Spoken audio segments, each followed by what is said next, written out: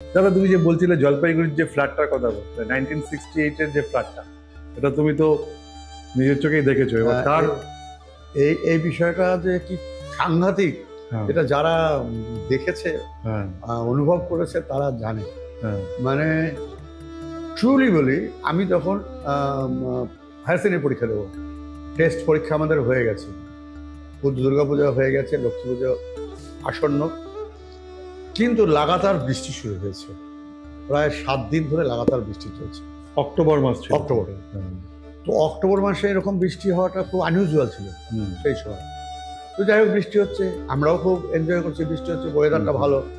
আর সবচেয়ে বড় কথা কি, সেই সময় যেহেতু শারদীয়া উৎসবটার পরপর হচ্ছে এটা, সেই সময় আমাদের যারা বাইরে দাদা বা ভাই থাকতো, তারাও সেই সময় পুজো বলে বাড়িতে বলতো। আমার বড়দা, যেমন আমরা 6 ভাই ছিলাম, তো সেই সময় আমার বড়দা দুর্গাপুরে চাকরি করতেন, আর আমার মেজদা আলিপুর ধূপগুড়িতে ধরাইকুড়ি বলে একটা জায়গায় ইরিগেশনের তরফ থেকে ওখানে পোস্টিং ছিল।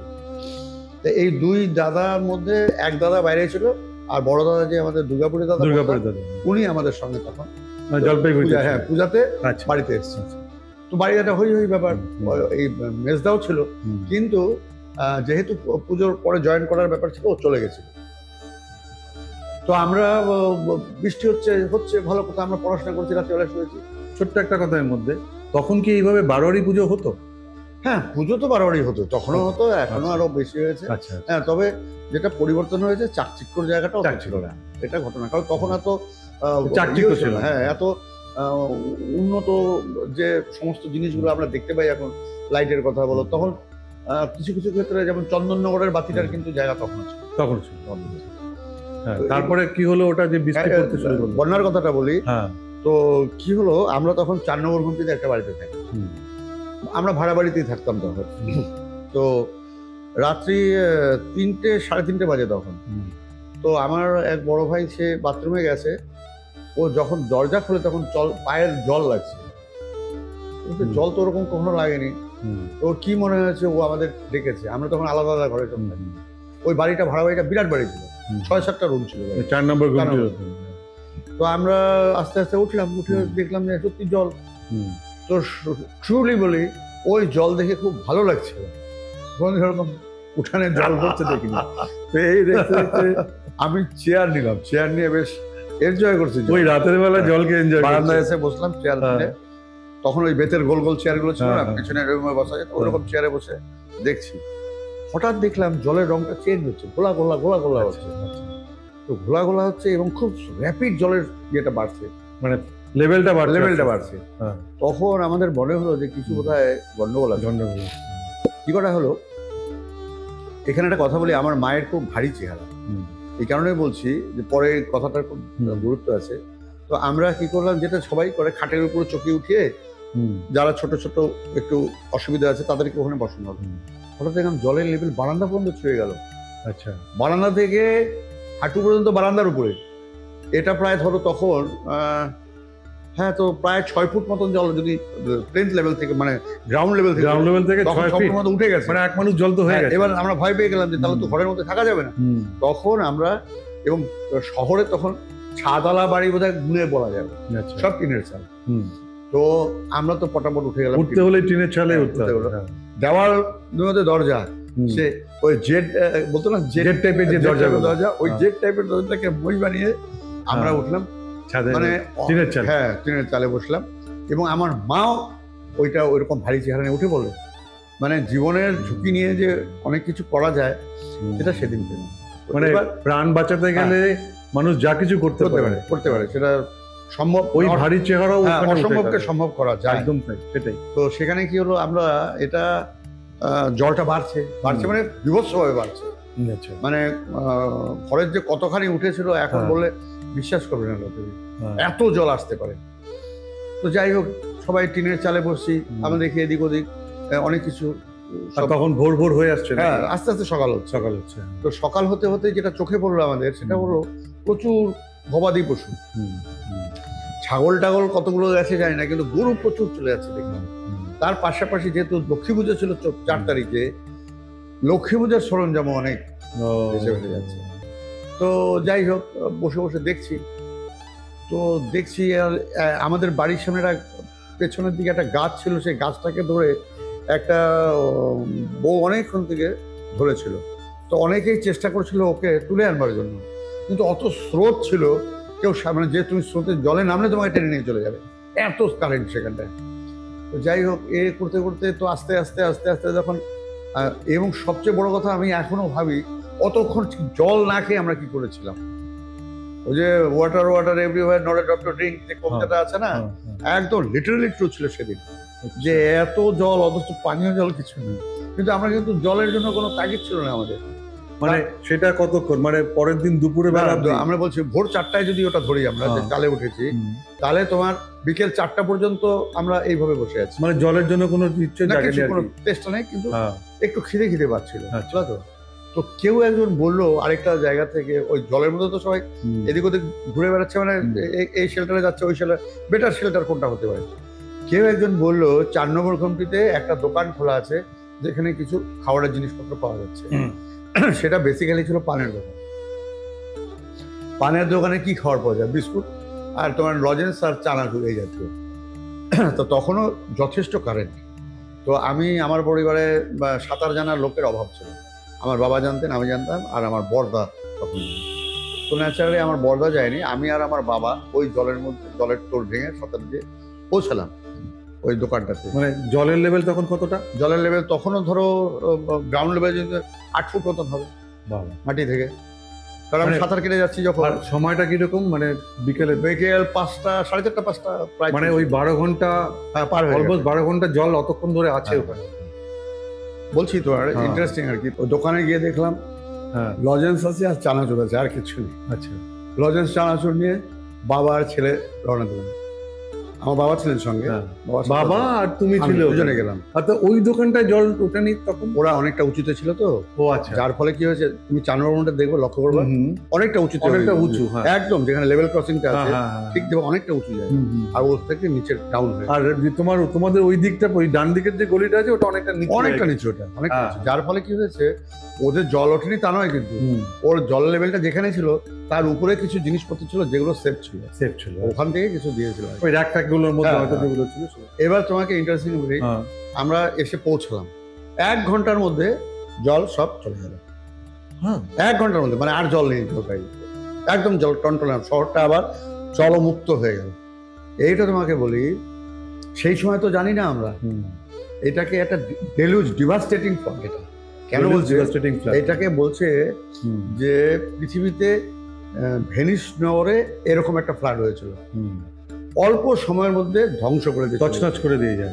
ফ্লাড কি হয় আমাদের, মানে পশ্চিমবঙ্গের বুকে প্রচুর জায়গায় ঘাটাল তো জলেই ডুবে থাকে, সবসময় জল ডুবে। তো প্রশ্ন হচ্ছে যে জলটা স্ট্যাগনেন্ট অবস্থায় আমাদের এখানে ছিল না, এলো ধ্বংস করলো, চলে গেল একটা দিনের মধ্যে। আমরা সব নামলাম, নামার পরে রে ভাই, পলিতে পা ঢুকে যাচ্ছে, কি বিভৎস পলি। তো যেহেতু আমরা অনেকগুলো ভাই, তো ওই চানাচুর আর লজেন্স এক জায়গায় রাখা হলো। এর মধ্যে বলতে ভুলে গেলাম, আমাদের মা একটা অদ্ভুত ব্যাপার করতেন, সবসময় ভাত কিছু বেশি করতেন। আচ্ছা, যে বাড়িতে যদি কোনো কেউ এসে যায় হঠাৎ করে, তাকে যাতে খাবার দিতে পারে। তো আর কিছু না, ভাতের হাঁড়িটা জলের মধ্যে ভাসছিল, তো সেই ভাতটাকে চানাচুর দিয়ে মেখে আমরা সবাই খেলাম তখন। But still I could not remember, তারপরেও কিন্তু জল তেষ্টা আমাদেরকে কীভাবে মিটেছিল আজকের দিন পরে নেওয়ার মনে, যে আমাদের সেই সময় জলের তো কোনো অপশন নেই, আমাদের টিউবওয়েল ছিল, আর এইসব জলের কথা তো ভাবাই যায় না তখন। মানে তখন তো আর এরকম মিনারেল ওয়াটারে প্যাকেজ ওয়াটার তখন ছিল না, কুয়া ছিল সবার, আর তোমার পাশে টিউবওয়েল ছিল, হয় কুয়া না টিউবওয়েল। টিউবওয়েলটা আমাদের ছিল না, কুয়া ছিল, ও জল আমরা ফুটিয়ে খেতাম। বাইরের এইসব যে সাপ্লাই জল, এগুলো বুঝলো তো, জল ফুটিয়ে আমরা খেতাম। তো ন্যাচারালি তো জলের একটা বিরাট অভাব ছিল, কিন্তু আমাদের হয়তো এবং আমার মনে হয় সেই দিন আমরা যে ভাত খেয়েছিলাম, আর কেউ ভাত খেয়েছে বলে আমি বিশ্বাস করি না, যতটুকুই খাই। পরের দিন সকালবেলায় আমাদের ওই সেই সময় যে বাড়িগুলো ছিল না, উপরে র্যাক থাকতো, তাতে ওই চালের টিনটা ছিল ওইখানে আসা।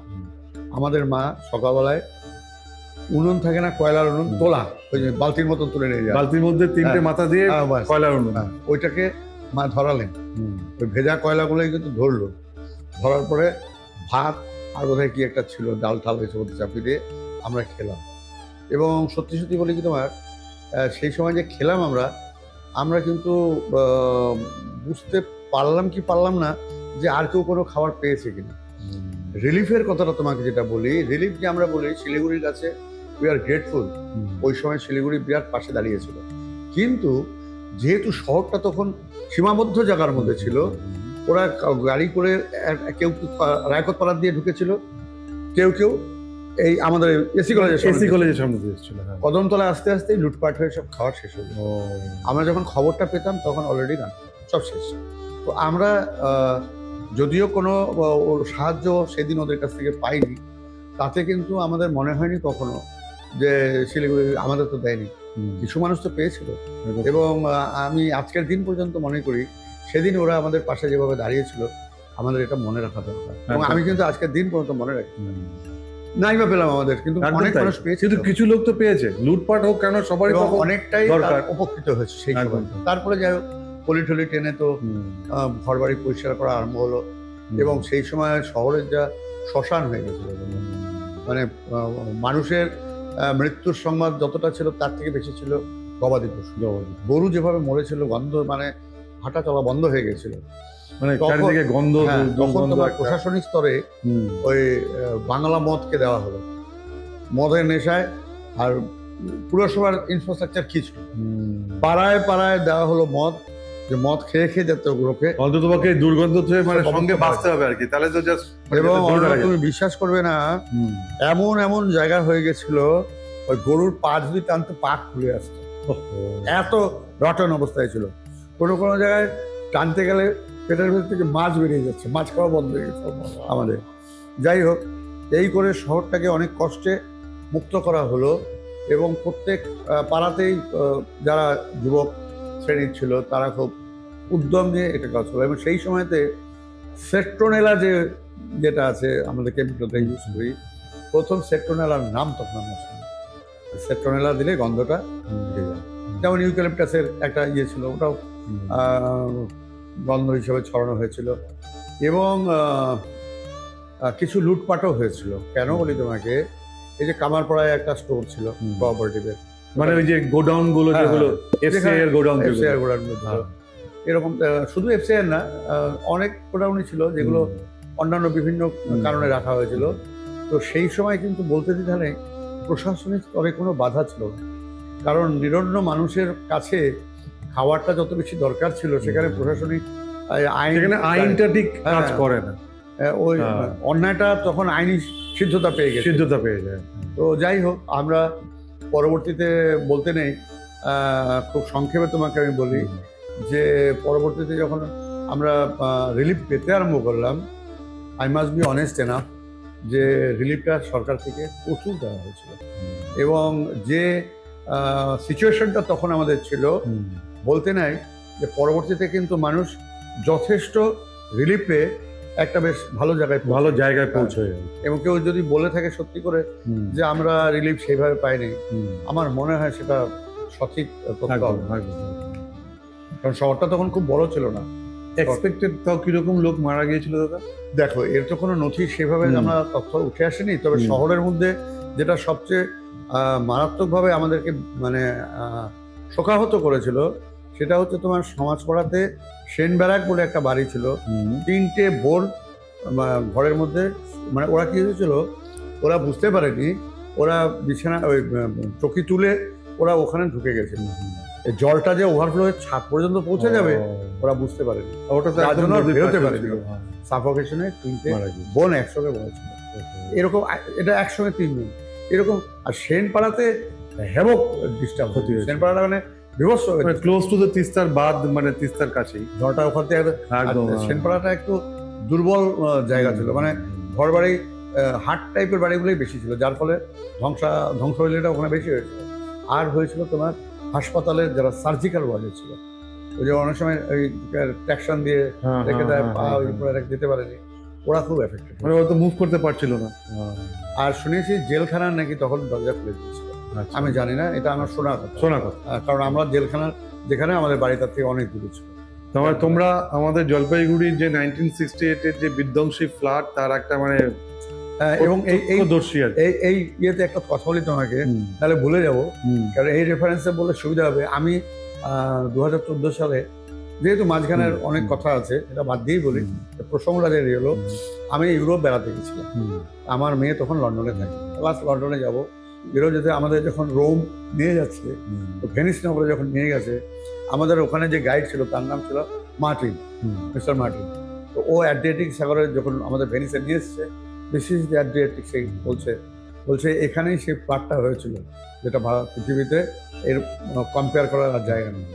আমি তখন ওকে বলেছিলাম যে তোমার এটার পরে আমার দেশেও একটা হয়েছিল, আর আমার শহরেই হয়েছিল, আমার শহরে, এবং আমি তার সেকেন্ড একটা সাক্ষী, ওখানে ফার্স্ট, তোমার একটা ফার্স্ট, আর সেকেন্ড অফ ইটস কাইন্ড হচ্ছে আমাদের জলপাইগুড়ি। তখন ও অবাক হয়ে বললো, is it so? Like yes. বলে then you are well experience. Like yes. যাই হোক, এই জন্য রেফারেন্সটা তোমাকে বললাম। এটা সত্যি তাই, কেননা একটা মানে নাইট মেয়ার যারা এই মানে দুর্ঘটনাটা, এবং আমি তোমাকে বলি দেখেছে, যে সেই সময় আমাদের 69 তো আমার জিওগ্রাফি ছিল, জিওগ্রাফির প্র্যাকটিক্যাল হতো। তো আমরা বই খাতা তো জলে তলে শেষ হয়ে গেছে, এবং তুমি ভাবলে অবাক হবে আমাদের পড়াশোনা কতটা ডিস্টার্ব হয়েছিল। অক্টোবরে বন্যা হয়েছে, নভেম্বর পর্যন্ত আমাদের বাতি কোথায় জ্বালাবে, তুমি কেরোসিন দিয়ে বাতি জ্বলতো, আমাদের তো ইলেকট্রিসিটি ছিল না। তারপরে সেই সময় তুমি ইলেকট্রিসিটি তো এইভাবে ছিল না, এই আমাদের মিউনিসিপ্যালিটির যে প্রয়াসলটা, ওখানে তোমার জেনারেটর ছিল, ওখানে জেনারেটর চলতো, ওইভাবে দেওয়া হতো। এগুলো সব জলের তলায় চলে গেছিল, টোটালি হচপচ হয়ে গেছে। তখন ওই কেরোসিন দিয়ে, কেরোসিনের ল্যাম্প জ্বালিয়ে, হ্যারিকেন জ্বালিয়ে, হ্যারিকেন আর ওই যে লম্প বা কুপি, আমি জানি না এখানে লম্প বলে না কুপি বলে, কুপি ছিল তোমার, যেটার কোনো ইয়ে ঢাকনা থাকে না, মানে নাকে দিয়ে আগুনটা নাকে। তো যাই হোক, এগুলো দিয়ে সেই সময় আমাদেরকে সাপোর্ট দেওয়া হয়েছিল। যদিও আমাদের 4 নম্বর খুঁটির দিকে তখন ইলেকট্রিসিটি ছিল না, আমাদের হ্যারিকেনেই পড়তে হতো, কিন্তু হ্যারিকেনের তেল আনতে হবে তো, তেল কোথায় পাবা তুমি? এই তেলও তখন ক্রাইসিস হয়ে গেছিল, আমাদের তেল জোগাড় করতে। এগুলো যে মানে আজকাল আমার চিন্তা করলেও শরীর এখন ইয়ে হয়ে, মানে আফটার মানে ফ্লাড, মানে you suffered most, because of this scarcity. এবং তোমাকে বলি, ওই যে পড়াশোনার জায়গাটা যে বলতে গেলাম, তো আমাদের তো জলের তলায় সব চলে গেছে। তো যখন স্কুলে আমরা প্র্যাকটিক্যাল খাতা জমা দিতে হতো, তো সেই জমা দেওয়ার যখন টাইমটা ক্লিক করলো, তো আমি যথারীতি গেলাম। আমি সোনাউল্লাহ স্কুলে পড়তাম, সাধ্য মাস্টারমশাই ছিলেন আমাদের, নবস্য ব্যক্তিরা। আমরা বললাম, স্যার আমার তো জলে ডুবে গেছে খাতা। বলে আমি জানি না, খাতা তোমাকে দিতে হবে না, আমাকে নতুন করে খাতা বানাতে হলো। তো দ্যাট ওয়াজ দ্য প্রেশার। এবং সত্যি করে বলি, আমাদের কিন্তু তখন গার্জিয়ানকে বলেনি যে এই বন্যার মধ্যে সব ধ্বংস হয়ে গেছে, আপনি কি করে, স্যারকে গিয়ে বল যে কোথায় পাবো, তোমাকে করতে হবে। বা আমাদের গার্জিয়ানরা জানতেন যে মাস্টারমশাইরা যেটা চান আমাদের ভালোর জন্য, একদম। তো সেটা অ্যাকসেপ্ট করে নিয়ে আমরা কিন্তু দিলাম। এবং আজকে বলতে দ্বিধা নেই, আমরা যদি সেই সময় সত্যি সত্যি পড়ার যে ক্লিয়ার টাইমটা থাকে, সেটা যদি পেতাম, হয়তো রেজাল্ট আরো ভালো করতে পারতাম।